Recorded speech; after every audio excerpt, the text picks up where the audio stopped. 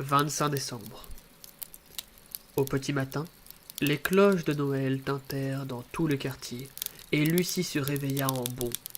Elle courut en pyjama dans toute la maison, jusqu'au sapin, en passant par la chambre de ses parents pour appuyer de nouveau sur les boutons d'extraction des cuves parentales.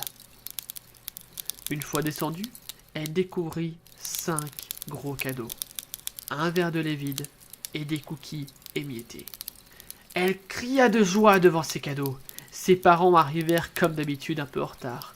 De nouvelles crêpes avaient été préparées et prêtes à être dévorées sur la table. Lucie était toute excitée. « Je peux ouvrir le plus gros cadeau ?» dit-elle comme si elle savait ce qu'il y avait dedans.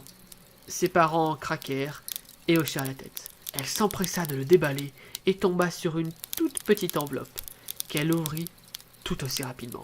Elle lut. « Ticket pour visiter la chambre d'Ethan ?» Elle sauta au cou de ses parents. « Merci !» La petite sauta partout, tandis que les parents pleurèrent de joie.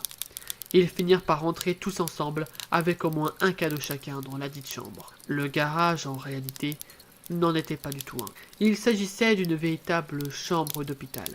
Tous les équipements étaient présents, afin de garder en vie le jeune homme de 17 ans, assis sur son lit, un livre dans les mains. Il semblait serein. « Ethan !» Lucie courut pour sauter dans les bras de son frère, bientôt rejoint par Mylène et Christophe, heureux également de revoir leur fils. Les retrouvailles se firent à merveille. Chacun ouvrit son cadeau. Lucie reçut une machine à crêpes, Mylène reçut une machine à écrire. Quant à Christophe, il reçut la collection complète d'une très vieille série appelée Doctor Who.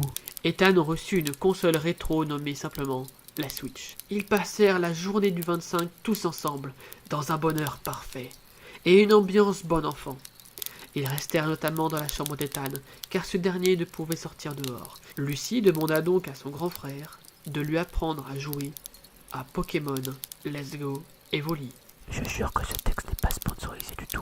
Ethan fit ensuite une partie d'échecs endiablée avec son père, qu'il vaincut avec une fin de la tour et du roi. Mais il ne réussit pas à détrôner sa mère, qui lui enseigna une nouvelle botte secrète. Ensuite, Mylène les fit voyager dans un monde fantastique, peuplé de dryades, de fées, de dragons et d'autres créatures fabuleuses. La famille rit aux éclats, suite à des lancers de dés foireux, ou en d'autres termes, des échecs critiques. Oui, le jeu de rôle est encore d'actualité en 2149, mais vers la fin de la journée, alors que la famille partageait un excellent repas, une sonnerie retentit. Simulation terminée. Simulation terminée. Simulation terminée. Simulation terminée. Simulation terminée. Au même moment, le corps d'Ethan se décomposait en petites particules numériques, tandis que Christophe porta Lucie dans ses bras et courut avec sa femme.